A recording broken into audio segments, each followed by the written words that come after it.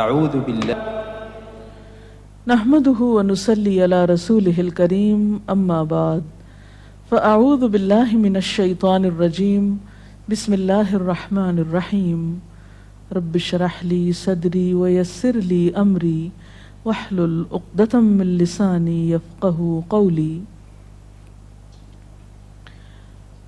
ہماری آج کی گفتگو کا موضوع ہے صبر و برداشت۔ دنیا کی زندگی میں کوئی انسان بھی رنج و غم، مصیبت و تکلیف، آفت و ناکامی اور نقصان سے بے خوف نہیں رہ سکتا۔ ہر انسان پر کسی نہ کسی وقت ایسی چیز آتی ہی ہے جو اسے ناگوار ہوتی ہے، جو اسے ناپسند ہوتی ہے، اور یوں بسا اوقات انسان کو ناپسندیدہ حالات میں ڈال کر اس کی آزمائش کی جاتی ہے۔ قرآن پاک میں اللہ تعالیٰ فرماتے ہیں وَنَبْلُوكُمْ بِالْخَيْرِ وَالشَّرِّ فِتْنَةً، ہم تمہیں اچھے برے حال میں مبتلا کر کے تمہاری آزمائش کریں گے۔ ایک اور جگہ پر فرمایا خلق الموت والحیات لیبلوکم ایکم احسن عملا، اس نے موت اور زندگی کو بنایا تاکہ وہ تمہارا امتحان لے کر دیکھے، تمہیں آزما کر دیکھے کہ تم میں اچھے کام کون کرتا ہے۔ اچھے وقت میں، اچھے حالات میں اچھا بننا، موافق ماحول میں، خوشگوار حالات میں، یہ مشکل نہیں ہوتا، لیکن اس وقت اچھا بن کے دکھانا جب انسان پر ایسے حالات آئیں جو اس کے لیے تکلیف اور پریشانی کا باعث ہوں، اس کی مرضی کے مطابق نہ ہوں، ایسے میں ہی کسی انسان کا صحیح طور پر پتہ چلتا ہے کہ وہ دراصل کیسا انسان ہے۔ اب جب بھی کوئی مشکل آتی ہے یا مصیبت آتی ہے تو اس وقت انسان کے سامنے دو راستے ہوتے ہیں۔ ایک تو یہ کہ اس مشکل یا مصیبت کا صحیح طور پر مقابلہ کرے، اس میں مثبت رویہ اختیار کرے، صبر سے کام لے، اور دوسرا راستہ یہ کہ انسان اس پر چیخے چلائے، پریشان ہو، حواس کھو بیٹھے، مایوسی کا شکار ہو۔ اب ان دونوں راستوں کو دیکھ کر آپ خود فیصلہ کر سکتے ہیں کہ کون سا راستہ آپ کے حق میں زیادہ مفید ہو سکتا ہے۔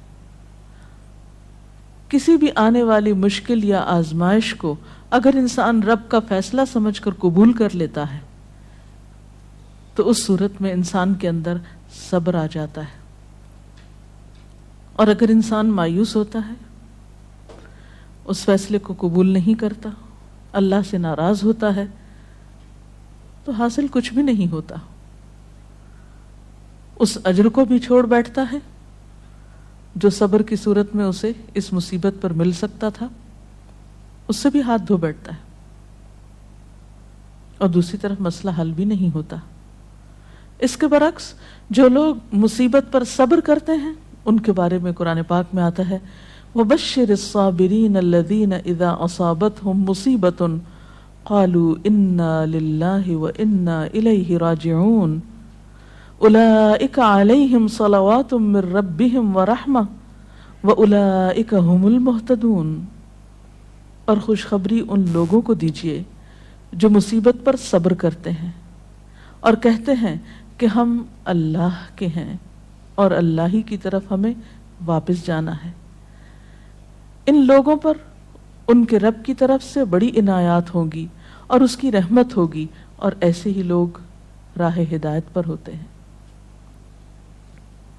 گویا مصیبت کے وقت صبر کرنے والا اللہ تعالیٰ کی خاص رحمت اور عنایت کا مستحق ہو جاتا ہے۔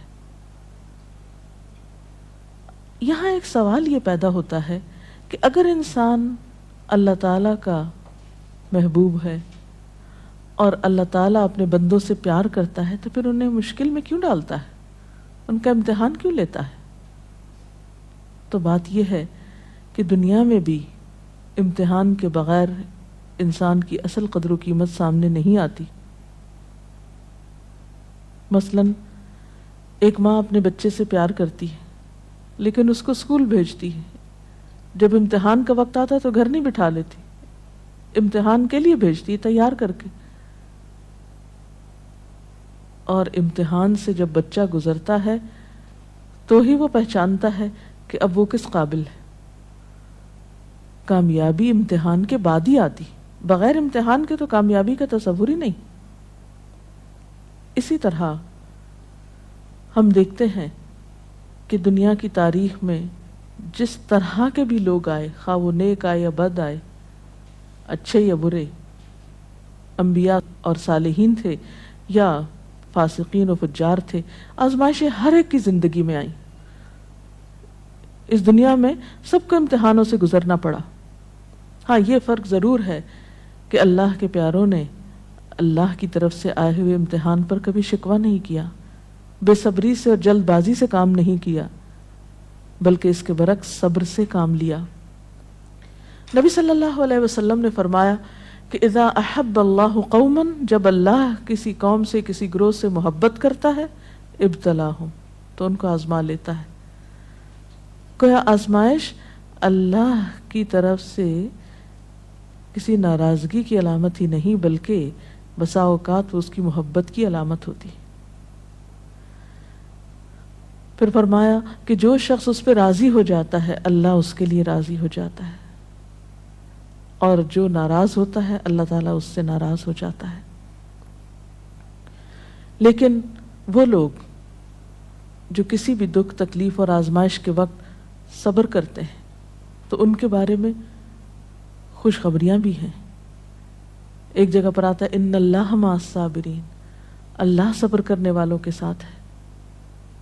وبشر الصابرین، صبر کرنے والوں کو بشارت دے دو۔ اور قیامت کے دن تو صبر کرنے والوں کا اجر بے پناہ ہے۔ حدیث میں آتا ہے قیامت کے روز دنیا میں عافیت سے رہنے والے جب آزمائش میں مبتلا لوگوں کے اجر کو دیکھیں گے، یعنی قیامت کے دن جو ان کو اجر ملے گا اس کو دیکھیں گے تو تمنا کریں گے کہ اے کاش دنیا میں ہماری جلد کینچیوں سے کاٹ دی جاتی اور ہم بھی صبر کرتے اور آج ہمیں بھی اتنا بڑا اجر ملتا۔ اور اس کے علاوہ جو بھی مصیبت، تکلیف، حتیٰ کہ کانٹا بھی چبھتا ہے بندہ مومن کو تو اللہ تعالیٰ اس کے بدلے میں بھی انسان کے گناہ معاف کرتا رہتا ہے۔ اس لیے کبھی بھی اس بات پر پریشان نہیں ہونا چاہیے کہ کوئی مصیبت جو آ گئی تو یہ شاید اللہ تعالیٰ کی ناراضگی ہی کا ذریعہ ہے۔ نہیں، اسی پریشانی میں آپ اللہ کی رضا کو بھی پا سکتے ہیں۔ نبی صلی اللہ علیہ وسلم نے فرمایا جس مسلمان کو کوئی قلبی اذیت، جسمانی تکلیف، بیماری، رنج، دکھ، غم، کچھ بھی جو پہنچتا ہے، حتیٰ کہ اگر اسے کانٹا بھی چبھ جاتا ہے اور وہ اس پہ صبر کرتا ہے تو اللہ تعالیٰ اس کے بدلے اس کے گناہوں کو معاف کر دیتا ہے۔ اس لیے تکلیف مانگنی تو نہیں چاہیے، عافیت کی دعا پسندیدہ ترین دعاؤں میں سے ہے، لیکن اگر تکلیف آ جائے تو اس پر واویلا نہیں کرنا چاہیے، اس کو اللہ کا فیصلہ سمجھ کر قبول کر لینا چاہیے اور اس وقت صبر سے کام لینا چاہیے۔ اب سوال یہ پیدا ہوتا ہے کہ صبر کیا کیسے جائے؟ تو اس کے لیے شعوری کوشش کی ضرورت ہوتی ہے۔ حدیث پاک میں آتا ہے من یتصبر یصبرہ اللہ، جو صبر کرے گا اس کو اللہ صبر دے دے گا۔ تو گویا سب سے پہلے نیت اور ارادے کی ضرورت ہے، اللہ کے فیصلے کو قبول کرنا، ایکسپٹ کر لینا کہ جو ہونا تھا ہو گیا، آپ اسے تبدیل نہیں اب کر سکتے۔ مثلا کوئی شخص فوت ہو گیا، آپ اس کو دنیا میں لا تو نہیں سکتے، اب کیا اللہ کے فیصلے کو قبول کر لیجئے اور اس طرح بہیو کیجئے کہ اللہ راضی ہو جائے کہ ہاں اس میرے بندے نے میری بات کو قبول کر لیا، اس کا برا نہیں مانا۔ پھر اسی طرح انسان اپنے رب کی طرف سے ملنے والی نعمتوں کو اس موقع پہ یاد کرے۔ جب ایک چیز جاتی ہے تو بہت سی ہمارے پاس بھی تو ہوتی ہیں، عموماً ہم اس کے پیچھے تو بہت روتے ہیں جو چلی جاتی ہے، اور جو نعمتیں ابھی ہمارے ہاتھ میں ہیں، ابھی ہمارے پاس ہیں، ان پر ہماری توجہ ہی نہیں جاتی۔ مثلا خدا نخواستہ بچوں میں سے اگر ایک فوت ہو گیا تو باقی تو ہیں، اگر خدا نہ خواستہ اولاد نہیں تو والدین تو ہیں، وہ نہیں بہن بھائی تو ہیں، صحت سلامتی عطا کی ہے، ساری نعمتیں اگر انسان ان کا احساس کرتا رہے، ان کا ذکر کرتا رہے، ان کو تسلیم کرتا رہے، تو انسان کے اندر صبر و رضا کی کیفیت پیدا ہوتی ہے. اور پھر اگر پھر بھی دل میں صبر نہ آئے تو ان لوگوں کے حالات پر نظر ڈالی جائے جو ہم سے زیادہ مصیبتوں کا شکار ہیں. اگر ہم کسی ایک بیماری میں خدا نخواستہ مبتلا ہیں تو ان لوگوں کو جا کر ہسپتالوں میں دیکھیے جو ایک وقت میں کئی ایک بیماریوں میں مبتلا ہیں. تو ہمیشہ تکلیف میں اپنے سے بڑی تکلیف والے پہ نظر ڈالیں گے تو اپنی بھول جائیں گے. اور اس کے ساتھ ساتھ یہ ہے کہ انسان کو دعا بھی کرتے رہنا چاہیے. قرآن پاک میں بھی ایسی دعائیں ملتی ہیں جیسے ربنا افرغ علینا صبرا وتوفنا مسلمین، ربنا افرغ علینا صبرا وثبت اقدامنا. ان دعاؤں کو بھی پڑھنا چاہیے. اسی طرح حضرت ابن عباس کا بیان ہے کہ نبی صلی اللہ علیہ وسلم جب کسی رنج و غم میں مبتلا ہوتے تو یہ دعا کیا کرتے تھے، لا الہ الا اللہ رب العرش العظیم، لا الہ الا اللہ رب السماوات و رب الارض و رب العرش الکریم. تو اللہ کا ذکر، اس کی دی ہوئی نعمتوں کا شکر انسان کے لیے صبر کے معاملے کو آسان کر دیتا ہے. اور حقیقت یہ ہے کہ صبر سے بڑھ کر کوئی چیز نہیں جو انسان کے لیے اتنی فائدہ مند ہو. جیسا کہ ایک بخاری کی حدیث میں آتا ہے، ما اعطی احد عطاء ما اعطی احد عطاء خیرا واوسع من الصبر. صبر کی توفیق سے بڑھ کر سمجھ لو کہ بہتر اور عمدہ نعمت کسی اور کو نہیں ملی. یعنی جس کو صبر کرنے کی توفیق ہو گئی، ہمت ہو گئی، تو سمجھ لیجئے کہ اس کو سب سے بڑھ کر نعمت مل گئی. یہ توفیق رب کی نعمتوں میں سے ایک بڑی نعمت ہے. اور ایک اور روایت میں تو صبر کو آدھا ایمان کہا گیا، صبر نصف الایمان. اور مومن کا حال کچھ یوں بتایا گیا، یعنی مومن کی شان آپ صلی اللہ علیہ وسلم نے فرمایا کہ مومن کی شان بھی عجیب ہے، اور یہ شان مومن کے سوا کسی اور کو نصیب نہیں ہوتی. ان اصابتہ سراء شکر فکان خیر لہ وان اصابتہ ضراء صبر فکان خیر لہ. کہ اگر اسے راحت اور خوشی ہوتی ہے تو وہ شکر کرتا ہے، اس طرح اپنی نیکی کو بڑھا لیتا ہے. اور اگر اسے کوئی تکلیف پہنچتی ہے تو صبر کرتا ہے، اور اس سے وہ اپنے درجے بڑھا لیتا ہے. تو گویا صبر ہر حال میں انسان کے لیے فائدہ مند ہے اور انسان کے درجات کو بڑھانے کا ذریعہ ہے. اس کے برعکس بے صبری انسان کے لیے کسی طور پر بھی فائدہ مند نہیں. بے صبری سے کوئی کام نہیں بنتا، بے صبری سے کوئی بھی نتیجہ نہیں نکلتا. آپ تقدیر کے کسی فیصلے کو پلٹا نہیں سکتے. اس لیے صبر کرنا فائدہ مند ہے. اللہ تعالیٰ سے اس کی توفیق مانگنی چاہیے. اللہ تعالیٰ ہم سب کو اپنی عافیت میں رکھے، اور اگر اس کے فیصلے سے کوئی آزمائش زندگی میں آئی ہوئی ہے تو اس پر صبر کے ساتھ اللہ سے رجوع کرنے کی توفیق ملتی رہے. اس سلسلے میں اگر کوئی سوال ہو آپ کے ذہن میں. ایک حالات جو ہمیں بہت ہی کامن نظر آتے ہیں کہ جب کسی کی وفات ہوتی ہے، اور بہت ہی عام دیکھا گیا ہے کہ لوگ بالکل اپنے آپے سے باہر ہو جاتے ہیں. اسے اللہ کی رضا، اللہ کا وقت، جانے والے کا کوئی بالکل انہیں صرف اپنا غم کہ ہم سے یہ چھٹ گیا، اور اتنی استغفر اللہ غلط باتیں کہتے ہیں ان موقعوں پر.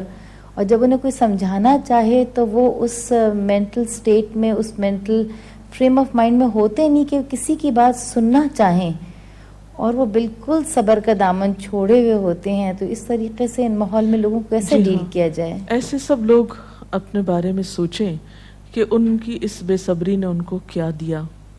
کیا اللہ کا فیصلہ پلٹ گیا؟ کیا اس بے صبری سے انہیں کوئی اجر ملا؟ کیا ان کی اس بے صبری سے دوسروں کو کوئی راحت ملی؟ جب انسان بے صبری سے کام لیتا ہے تو وہ نہ صرف یہ کہ خود کو پریشان کرتا ہے بلکہ اپنے آس پاس کے لوگوں کے لیے ایک اذیت کا سبب بن جاتا ہے، ان پہ ایک بوجھ بن جاتا ہے. پھر بعض اوقات زبان سے ایسی ناروا باتیں نکالتا ہے کہ اللہ تعالیٰ کو ناراض کر دیتا ہے. حالانکہ دیکھا جائے تو ان ساری چیزوں کے نتیجے میں سوائے خسارے اور ناکامی کے کچھ حاصل نہیں ہوتا. اسی لیے قرآن پاک میں اللہ تعالیٰ فرماتے ہیں وَالْعَصْرِ إِنَّ الْإِنسَانَ لَفِي خُسْرٍ إِلَّا الَّذِينَ آمَنُوا وَعَمِلُوا الصَّالِحَاتِ وَتَوَاصَوْا بِالْحَقِّ وَتَوَاصَوْا بِالصَّبْرِ. قسم ہے زمانے کی، یقیناً انسان نقصان میں ہے سوائے ان لوگوں کے جو ایمان لائے اور جنہوں نے اچھے کام کیے، ایک دوسرے کو حق کی تلقین کرتے رہے اور ایک دوسرے کو صبر کی تلقین کرتے رہے. تو خواہ تکلیف میں مبتلا شخص چیخنا پکارنا کرے، پھر بھی آس پاس کے لوگوں پر لازم ہے کہ وہ کسی نہ کسی طریقے سے اسے صبر کی طرف لے آئیں، اس لیے کہ صبر کے علاوہ اور کوئی دوا ہے ہی نہیں ایسے لوگوں کی. میم صبر کا مطلب کیا ہے؟ صبر کرنا کیا ہوتا ہے؟ صبر کا معنی ہوتا ہے اپنے آپ کو روک لینا، یعنی نیگیٹو ریئیکشن سے روکنا، منفی رویے سے روکنا، ناپسندیدہ حالات میں ناپسندیدہ طرز عمل سے خود کو روکنا، اور ایسے موقع پر ہمت اور دلیری سے کام لیتے ہوئے وہ طریقہ اور وہ طرز عمل اختیار کرنا جو اللہ تعالیٰ کی رضا کا باعث بنے. انسان اسفل سافلین میں نہ جا گرے، اپنے درجے سے انسانیت سے نیچے نہ اترے، اپنی زبان اپنے طرز عمل سے کوئی ایسا مظاہرہ نہ کرے جو انسانیت کے خلاف ہو، ایک مسلمان کی شان کے خلاف ہو، جو اللہ کو ناراض کرنے والا ہو. اسی رویے کا نام صبر ہے. رسول اللہ صلی اللہ علیہ وسلم کی زندگی سے میڈم کی مثال بتائیں، جب ان کو کوئی بہت بڑا لاس ہوا ہو یا کوئی ان سے بچھڑ گیا ہو تو ان کا کیا رد عمل ہوتا تھا؟ اس میں ہم بے شمار مثالیں دیکھتے ہیں. مثلاً آپ دیکھتے ہیں کہ سفر طائف کے موقع پر جب آپ صلی اللہ علیہ وسلم کو لوگوں نے پتھروں سے مارا، آپ پہ آوازیں کسے، آپ نے ان کو بد دعا تک نہیں دی، خاموشی اختیار کی، پیدل چلتے آئے، پھر ایک باغ میں آ کر آپ نے آرام فرمایا. جبریل امین حاضر ہوئے کہ اگر آپ اجازت دیں اور آپ چاہیں تو ان لوگوں کو دو پہاڑوں کے بیچ میں پیس کے رکھ دیا جائے. لیکن آپ نے اس موقع پر بھی کوئی بات ایسی زبان سے نہیں نکالی، بلکہ کیا فرمایا کہ اللہ ان کو ہدایت دے، شاید ان کی نسلوں میں سے کوئی ایسا شخص ہو جو ہدایت پا جائے. اور ہم دیکھتے ہیں کہ محمد بن قاسم اسی قبیلے سے تعلق رکھتا تھا جس کی وجہ سے سندھ فتح ہوا اور یہاں اسلام کا دورہ ہوا. اثرات کہاں تک پہنچے صبر کے. اسی طرح اپنی اولاد کے معاملے میں آپ کے بیٹے ابراہیم، جن سے آپ کو بہت پیار تھا، جب وہ فوت ہوئے تو وہ آپ کی گود میں تھے اور آپ کے آنسو ٹپ ٹپ گر رہے تھے. لوگوں نے دیکھا تو کہا اللہ کے رسول صلی اللہ علیہ وسلم آپ بھی روتے ہیں؟ فرمایا کہ ہاں، یہ تو رحمت کی علامت ہوتی ہے. آنکھ آنسو بہاتی ہے، دل غمگین ہوتا ہے، لیکن زبان سے وہی نکلے گا جو اللہ کی رضا ہوگی، یعنی زبان سے کوئی ناپسندیدہ بات نہیں نکلے گی. اسی طرح جنگ احد کے موقع پر جب آپ کا دانت شہید کر دیا گیا، اس موقع پر بھی آپ نے کس طرح صبر و رضا سے کام لیا. تو گویا خواہ کوئی جسمانی تکلیف ہوئی آپ کو، یا اولاد کی طرف سے تکلیف اور غم پہنچا، یا اللہ کے راستے میں جب کہیں ستائے گئے، تو کسی بھی موقع پر آپ نے کبھی کوئی ایسا طریقہ اختیار نہیں کیا کہ جو اخلاق سے کم ہو. اسی لیے آپ کو یہ اعزاز نصیب ہوا کہ انک لعلی خلق عظیم، بے شک آپ اخلاق کی عظمتوں پر فائز ہیں. اور واقعی بہترین اخلاق اس وقت کسی کا پتہ چلتا ہے، اور بہترین اخلاق والا وہی ہو سکتا ہے جو ایسے موقع پر بہترین اخلاق کو ثبوت دے جب حالات اس کے موافق نہ ہوں، اس کے خلاف ہوں، اس کے نفس کو ناگوار ہوں، اس کے لیے تکلیف دہ ہوں، پریشان کن ہوں. جی کوئی اور سوال؟ یہ صبر کے معاملے میں ہم عورتیں جو ہیں عموماً بے صبری کا زیادہ مظاہرہ کرتے ہیں، خاص کر جیسے کہیں اموات ہو جائے یا کچھ ہو جائے. لیکن کچھ ایسی خواتین بھی ہوتی ہیں جو اس وقت بہت زیادہ صبر کرتی ہیں، لیکن پھر وہی ہماری جو ہم عورتیں جو ہے اس وقت اس کو یہ تانا دیتی ہیں بہت سنگ دل ہے، سخت دل ہے، اور وہ الٹا اس کو متاثر ہونے کے بجائے، اس کو زیادہ اس کو کرنے کے بجائے اس کو تانے دے کے معاشرے میں اس کا جینا زیادہ. تو اس معاملے میں جو ہے امہات المومنین کی کوئی ایسی مثالیں ہوں جو کہ بھئی اس طرح انہوں نے تکالیف میں صبر کیا، اور ہم عورتوں کا ایسے معاملے میں کیا کردار ہونا چاہیے کہ ایسے جو صبر کرتی ہیں خواتین؟ اس میں آپ دیکھیے کہ حضرت ام سلیم ہیں جن کا بچہ بیمار ہے، شوہر بیمار بچے کو چھوڑ کر جاتے ہیں، واپس آتے ہیں تو بچہ فوت ہو چکا ہوتا ہے. بیوی بہت صبر سے کام لیتی ہے، یعنی ام سلیم جو ہے بہت صبر سے کام لیتی ہیں، بچے کو ڈھانپ دیتی ہیں، شوہر کا استقبال کرتی ہیں، ان کو کھانا کھلاتی ہیں، آرام کرنے دیتی ہیں، اور پھر بہت عمدہ طریقے سے ان سے کہتی ہیں کہ اچھا ابو طلحہ یہ بتاؤ کہ اگر کوئی شخص تمہارے پاس اپنی امانت رکھے اور پھر امانت لینے کے لیے آ جائے تو تم کس طرح واپس لوٹاؤ گے؟ تو کہنے لگے کہ خوشی کے ساتھ لوٹاؤں گا. پوچھا تم ناراض تو نہیں ہوگے کہ وہ اپنی امانت کیوں لینے کے لیے آگے، یعنی واپس کیوں لے رہا ہے؟ کہا کہ نہیں، ناراضگی کس بات کی؟ تو کہنے لگے کہ دیکھو تمہارا بچہ تمہارے پاس اللہ کی امانت تھا، تمہاری ملکیت نہیں تھا، اللہ کی طرف سے ایک نعمت ملی ہوئی تھی، اللہ تعالیٰ نے اس کو واپس لے لیا. یعنی کس قدر خوبصورت انداز میں وہ اپنے بچے کی وفات کی خبر اپنے ہی شوہر کو دیتی ہیں، کوئی رونا دھونا نہیں، کوئی واویلا نہیں، کچھ بھی نہیں. اسی طرح جنگ احد میں ایک صحابی ہیں جن کے شوہر، جن کے بیٹے، جن کے باپ، جن کے بھائی شہید ہوتے ہیں، ان کو ہر ایک کی شہادت کی خبر سنائی جاتی ہے، لیکن وہ کہتی ہیں مجھے اللہ کے رسول صلی اللہ علیہ وسلم کے بارے میں بتاؤ کہ ان کا حال کیا ہے. اتنے رشتوں کے جانے پر کس قدر صبر سے کام لے رہی ہیں. ایک نہیں بے شمار مثالیں ایسی ہیں، اور اسلام تربیت بھی ایسے ہی کرتا ہے انسان کی. عرب کی ایک مشہور شاعرہ ہیں مرثیہ نگار. دور جاہلیت میں ان کا بھائی صخر فوت ہو گیا. بھائی سے بہت محبت تھی. اس کے فوت ہونے پر بہت دردناک مرثیہ لکھا. کہتی ہیں کہ این یجودا ولا تجمدا الا تبکیانی لصخر الندى، اے میری دونوں آنکھوں بس بہتی ہی رہو، کیا تم صخر بھائی کا نام تھا، صخر کے لیے روگی نہیں جو بہت ہی سخی تھا، خود بھی روتی تھی، اوروں کو بھی رلاتی تھی. اور اس کے ساتھ ہی یہ کہ سیاہ رنگ کی کہتے ہیں کہ اس نے چولی پہن رکھی تھی کہ مرتے دم تک نہیں اتاروں گی،